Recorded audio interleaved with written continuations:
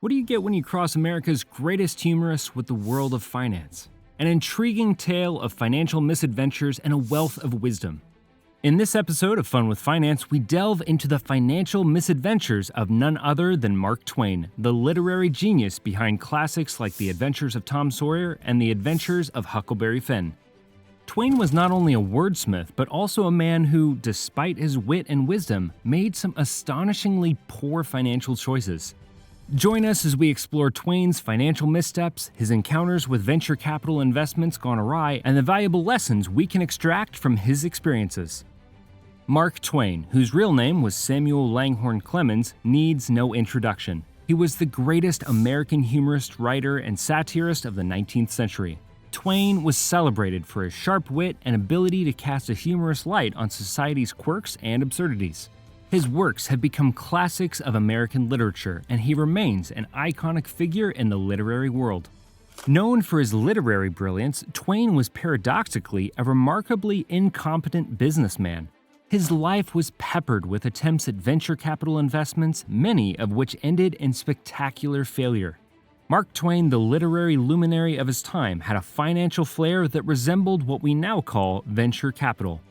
He possessed an unquenchable thirst for investing in what he saw as the seeds of promise, companies and inventions that held the potential to birth groundbreaking innovations and, of course, deliver substantial financial returns. One of the most significant missteps in Mark Twain's investment journey was his involvement with the Page Compositor, an automatic typesetting machine weighing a whopping 5,000 pounds. This mechanical marvel had the potential to revolutionize the printing industry by working 6 times faster than a human laborer.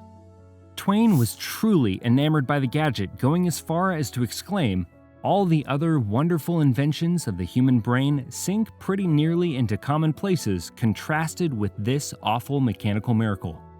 The allure of investing in an industry he thought he understood well, one where he could replace manual labor with the precision and speed of a machine, was irresistibly captivating.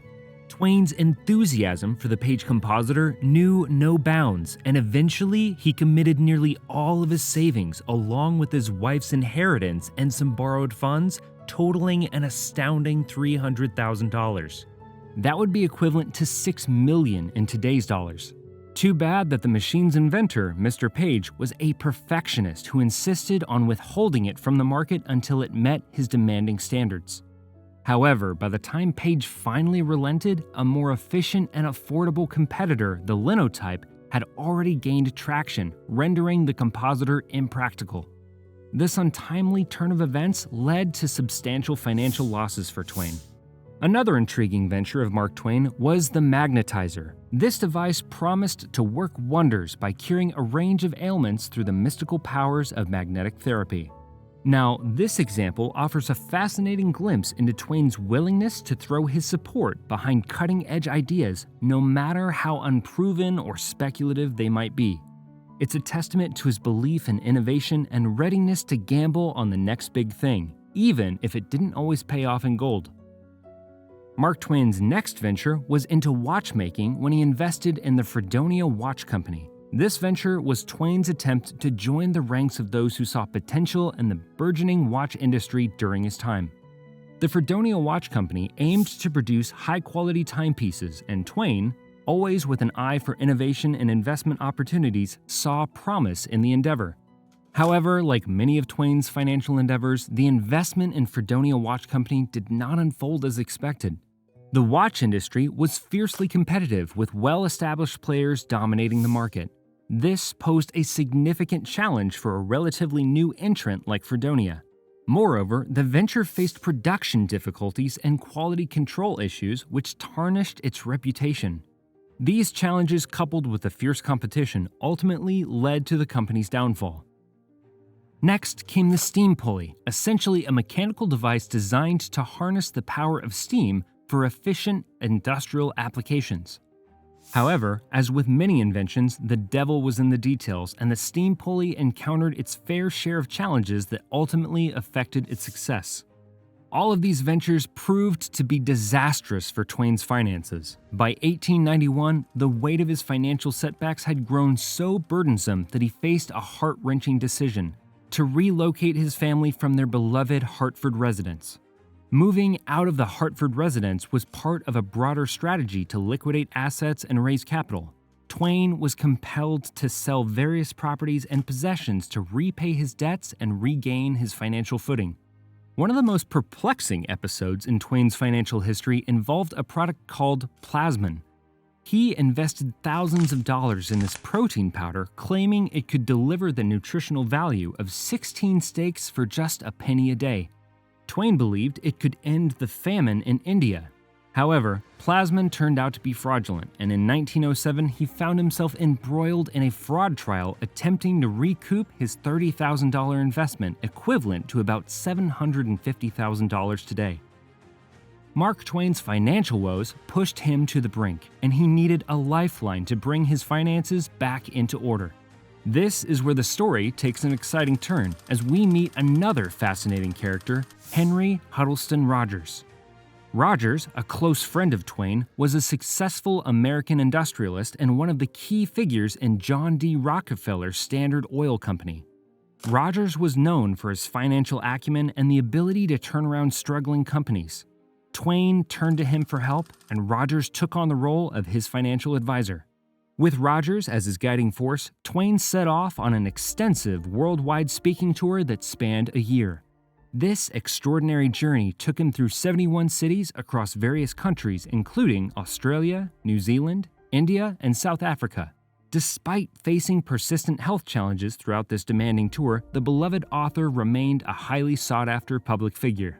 As he circumvented the globe and addressed enthusiastic crowds and packed theaters, Twain's speaking talents allowed him to earn the funds necessary to fully settle his debts. This remarkable feat restored his financial standing and redeemed his reputation, cementing his place in history as a literary giant.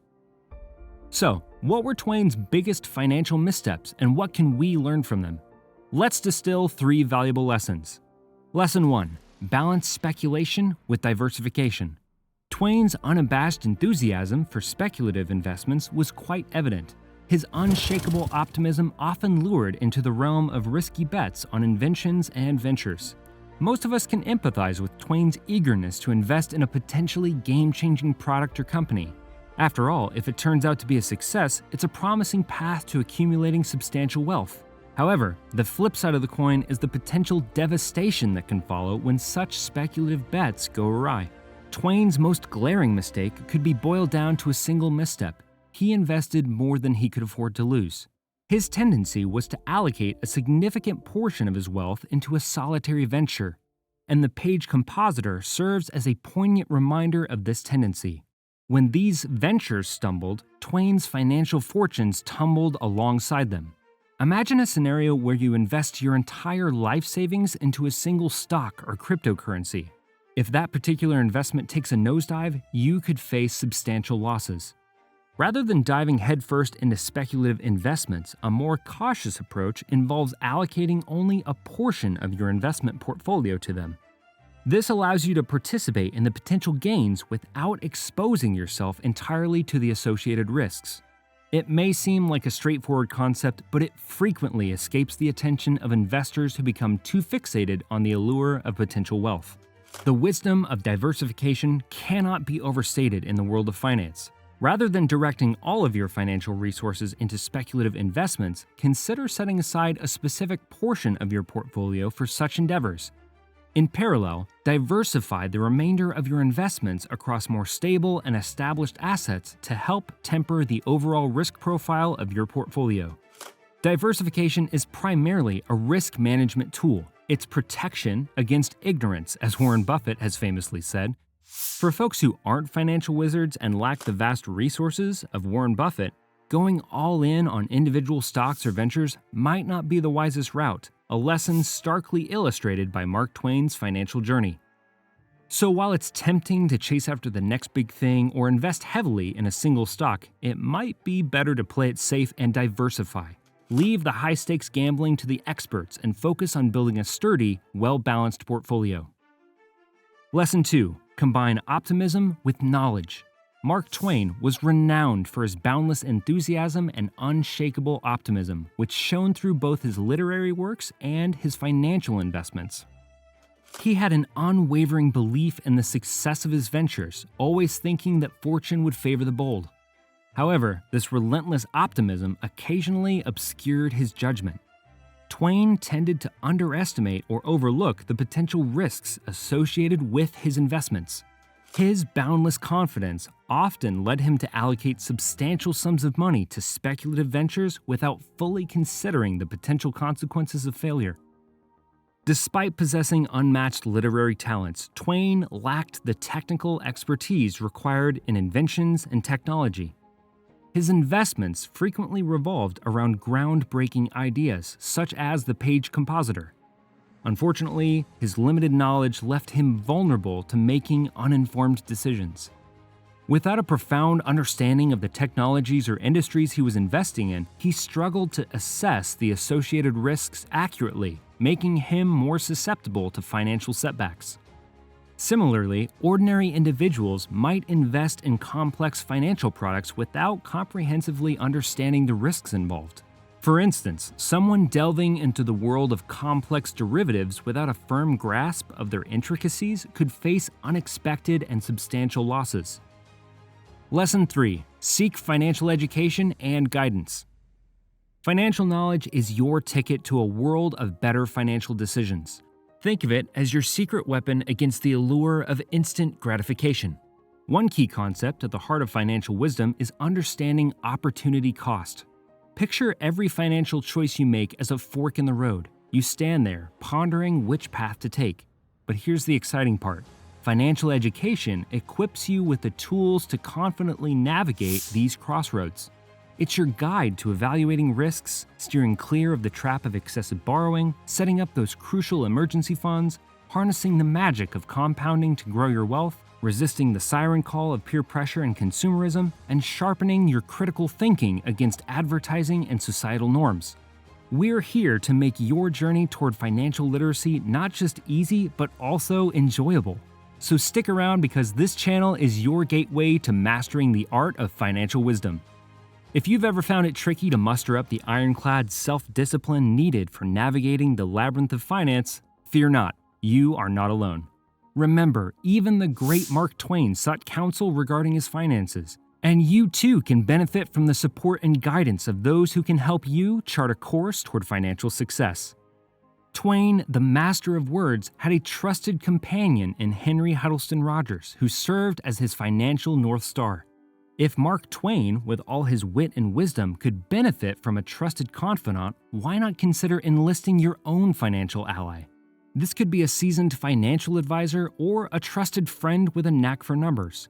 These individuals can serve as your financial compass, helping you steer clear of turbulent waters and guiding you towards smoother financial sailing.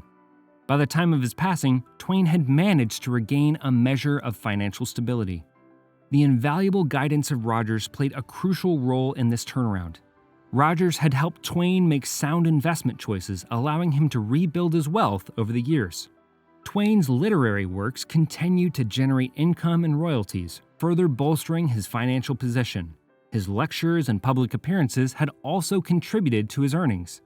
These income streams, combined with the prudent management of his finances, helped Twain regain his footing in the world of wealth.